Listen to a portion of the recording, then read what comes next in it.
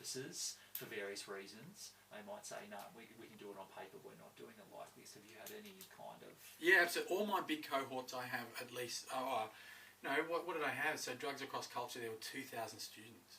Really? It's a big cohort, right? So I had a lot of tutors, right? It was hardcore, man. That's it was hardcore. amazing.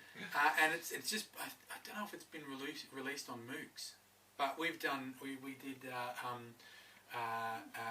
Human Evolution and Diversity, which was 600 students, and then last year was 800 students, and that's been released on MOOCs as well. But Illness and Healing, that was what, 250? That was 300. So they're big cohorts, right? So I've got at least 5 tutors under me, and in the beginning.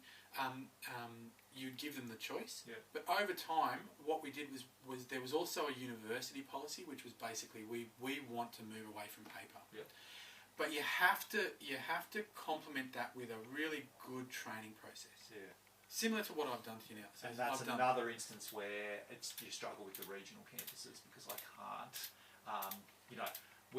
it's harder for me because I'm not in contact with them, sounds bad. Obviously, I email them and so on, but there's no face-to-face opportunities. You would need to do everything remotely, and even then, it can be a bit of a challenge with those. But you know what the thing is? Okay, so for example, like you did a demonstration of how to create a digital story. I could make a video. You could make a video really, really easily. Just a screen flow kind of thing. It's just a screen flow. You can use these. Now you know how to do all of these things. True. You could use these, run it through them in exactly the same order, point them in the direction of these instructional videos and the manual. They'll never use the manual. And you're away. And you've got a video. Here's your 15. That you can now use forever. Yeah, you're right. And I was very resistant when I started using Turn It In. Yeah. Because I'm like, well, I'm locked to my table. Yeah. But then, when I'm marking, this goes up and I'm standing. There's usually a bit of music playing, have a bit of a dance. And as you can see, I flew through them. Yeah, absolutely. And flew through them effectively. Yeah. They weren't just superficially marked. Yeah. And you could actually see, pretty much 90% was done in a week. That's right. Oh yeah. No, it was incredible. I can. I'm coming around to the utility of definitely parts of it, but obviously, like I said, there's logistical questions that and that one's a huge one. That's a huge how one. you get people on the same page, or if they're not, how you upskill them. But you're right, a video, it's not. I'm doing it weekly at the moment in some ways for educational research. So this kind of video takes longer, but it's not. You wouldn't do it on a casual contract. It's not prohibitive. No, well, that's what you wouldn't create it now. Yeah, and that's the other thing I was going to say to you. A lot of this is predicated on the assumption that you're putting in the time in now for down the track, and of course that's tougher for you and I, because down the track is always a big question mark. Like say like you said before, when you're running subjects 2 and 3 times. Well, at the moment, I'm running almost as many subjects for the first time as I am subjects for the second time. You know what I mean? So it's harder sometimes to be like, And look, if I'd have known, we could have actually recorded this session on the.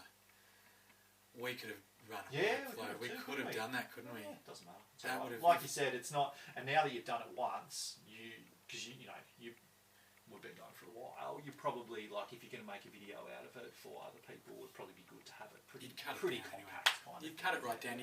But you wouldn't be telling them how to create rubrics. No, that's right. I'd only be telling them how to apply. You wouldn't tell them how to create new turn it ins. All you would be doing is quick marks, general comments.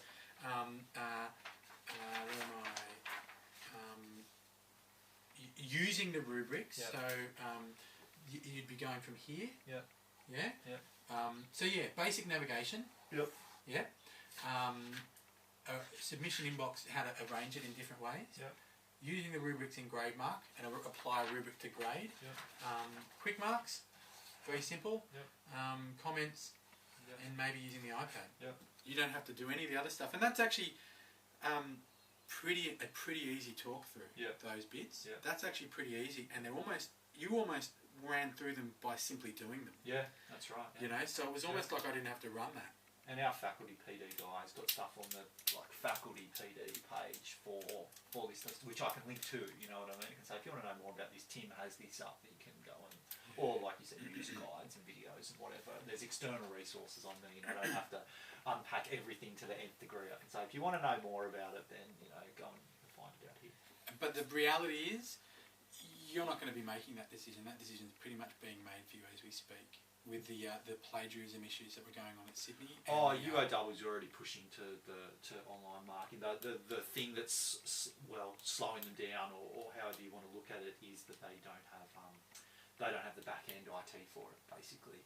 So if we had students we had students produce a digital story, and UOW does not have the space for those students to upload those digital stories to Moodle. So there's more than enough people who, because they really do think that's a problem, like me, or because they can leverage that to, continue doing what they're doing, kind of thing, who can look at that and say, we're not doing this until you sort that out. Frankly, I think that's pretty reasonable. But if you want people to move in a direction, you better provide the resources. And at the moment, they don't have the resources.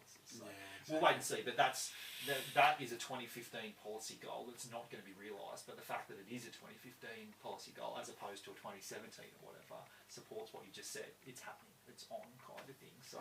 So jump on board, or at some point you're going to be pulled onto the train. You're going to be pulled onto the train, and I'm not going to lie to you. A lot of the training sessions that they offer at universities are pretty lame. Yeah. One to one. You can't beat 1 to 1 either. At this point, I'm going to stop the video, but I just wanted to ask if you have any further questions or any issues that you wanted me to raise before we finished. No, mate. I think I've slowed you down enough, but it's been great. Thank you. It's actually helped. But thank you very much for your time. It's been awesome. Alrighty.